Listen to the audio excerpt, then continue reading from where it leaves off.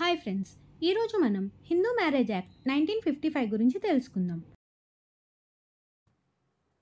Previous వీడియోలో మనం chapters 1 and 2 preliminary and Hindu marriages గురించి తెలుసుకున్నాము. సెక్షన్స్ 1 to 8 కంప్లీట్ చేసాం.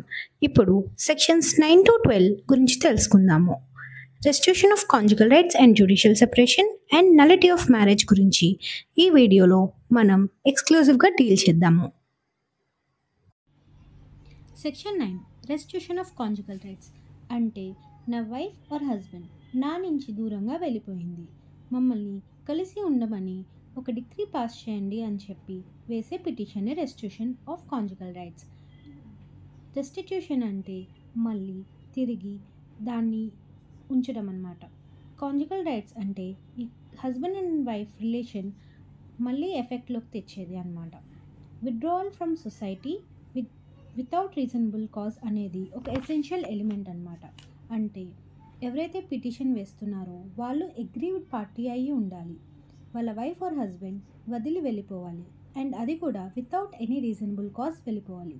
అండ్ ఈ సిచ్యువేషన్ అనేది కోర్టుకి సాటిస్ఫై అవ్వాలి. అండ్ అగ్రీవ్డ్ పార్టీ ఎవరైతే వదిలేసి వెళ్ళిపోయారో వాళ్ళు ఈ పిటిషన్ వేయడానికి అర్హులు కాదు. ఎవరినైతే వదిలేసి మిగిలిపోయారో వాళ్ళు ఈ పిటిషన్ వేయడానికి అర్హులు అనమాట. Section 10 judicial separation. Judicial separation అనేది డైవర్స్ కాదు, it is a ground for divorce. Judicial సెపరేషన్లో ఏ ఒక్క పార్టీ అయినా సరే ఈ పిటిషన్ని ప్రజెంట్ చేయొచ్చు. దీనికి గ్రౌండ్స్ ఏంటి అంటే డైవర్స్ ఒక్క గ్రౌండ్సే, జ్యుడిషియల్ సెపరేషన్కి కూడా గ్రౌండ్స్. అంటే నాకు మా హస్బెండ్కి పడట్లేదు, మేము సెపరేట్గా ఉండాలి అనుకుంటున్నాము అని చెప్పి వేసే పిటిషనే జ్యుడిషియల్ సెపరేషన్. దీంట్లో సెక్షన్ 13 అనేది డైవర్స్ గురించి చెప్తుంది, డైవర్స్ గ్రౌండ్స్ గురించి చెప్తుంది. సెక్షన్ 13(1)లో ఉన్న గ్రౌండ్స్ అన్నీ కూడా హస్బెండ్ అండ్ వైఫ్ ఇద్దరికీ అప్లికబుల్. సెక్షన్ 13(2)లో ఉన్న గ్రౌండ్స్ అన్నీ కూడా వైఫ్కి అప్లికబుల్. ఈ గ్రౌండ్సే మనకి జ్యుడిషియల్ సెపరేషన్కి కూడా గ్రౌండ్స్ అన్నమాట. And in case judicial separation degree pass అయితే ఏ ఆబ్లిగేషన్ ఉండదన్నమాట. అంటే హస్బెండ్కి కానీ వైఫ్కి కానీ కలిసి ఉండాలి అని చెప్పే ఆబ్లిగేషన్ అనేది ఉండదు, అంటే కలిసి ఉండక్కర్లేదు అన్నమాట.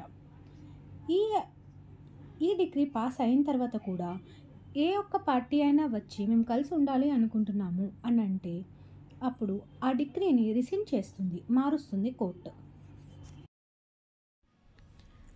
వాయిడ్ మ్యారేజ్ అంటే చెల్లని మ్యారేజెస్.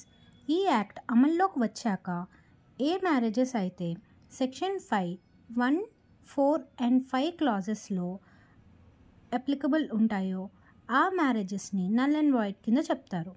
అంటే బైగమీ, సపిండాస్, ప్రొహిబిటెడ్ రిలేషన్షిప్లోకి వచ్చేవాళ్ళు మ్యారేజ్ నల్ అని చెప్తారు. అంటే అసలు ఇది మ్యారేజ్ కిందనే కన్సిడర్ చేయరు. ఈ మ్యారేజెస్ అనేవి void ab initio from the beginning, అంటే ఇవి అసలు మ్యారేజెసే కాదు అనమాట. అందుకే ఏ మ్యారిటల్ రైట్స్ కూడా రావు, అలాగే దీనికి డైవర్స్ కూడా అక్కర్లేదు. కానీ ఒక child Born out of void marriage అంటే వాయిడ్ మ్యారేజ్ నుంచి కలిగిన సంతానం లెజిటిమేట్ అయ్యిద్ది.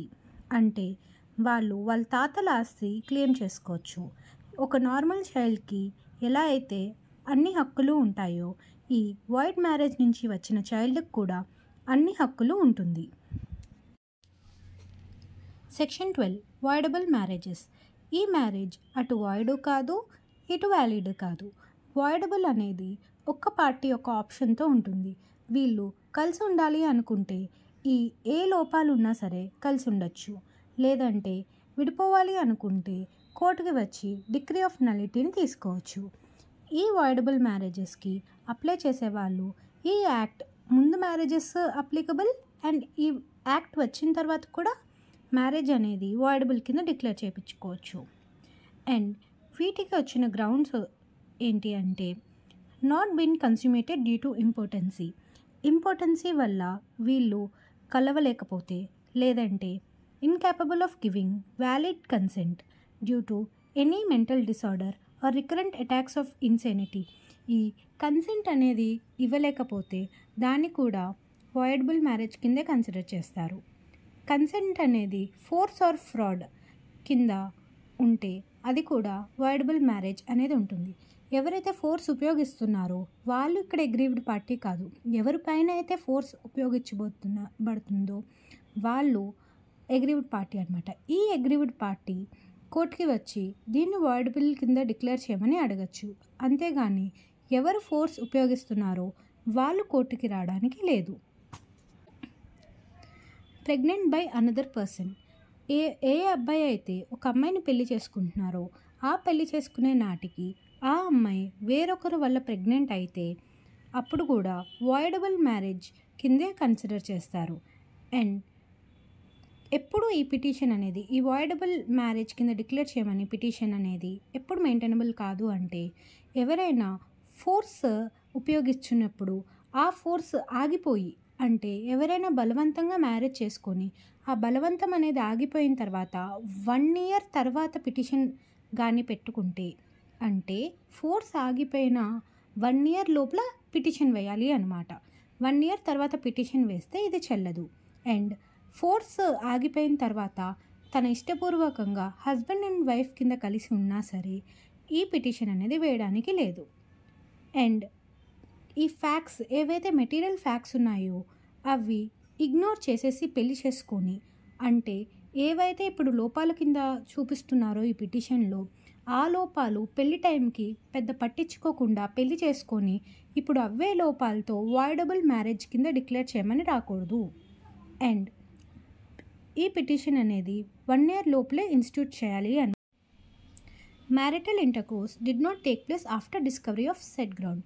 ఈ పై చెప్పిన గ్రౌండ్స్లో ఏవైనా కూడా తెలిసి కూడా ఇంటర్కోర్స్ చేసి ఉంటే ఈ పిటిషన్ వేయడానికి అర్హులు కాదు అన్నమాట. ఇది వాయిడబుల్ మ్యారేజెస్. ఈ వాయిడ్ మ్యారేజెస్ అనేవి ఫస్ట్ నుంచే నలిటీ, అసలు మ్యారేజ్ కిందే కన్సిడర్ చేయరు. బట్ వాయిడబుల్ మ్యారేజెస్ మాత్రం ఒక పర్టికులర్ పర్సన్ ఒక ఆప్షన్లో ఉంటుంది. అంటే ఎవరైతే అగ్రీవ్డ్ పార్టీ ఉన్నారో వాళ్ళు ఇంకా కలిసి ఉండాలి అనుకుంటే వాళ్ళు కలిసి ఉండొచ్చు. లేదు మ్యారేజ్ నాకు నల్ చేయండి అని కోర్టుకి కూడా రావచ్చు. సెక్షన్ 13 నుంచి మనం నెక్స్ట్ వీడియోలో తెలుసుకుందాము. నెక్స్ట్ వీడియోలో మనం చాప్టర్ 4 కంటిన్యూషన్ డైవర్స్ గురించి తెలుసుకుందాం. సెక్షన్ 13 నుంచి నెక్స్ట్ పార్ట్ స్టార్ట్ అయ్యింది. For more educational videos subscribe to Bagman 0770.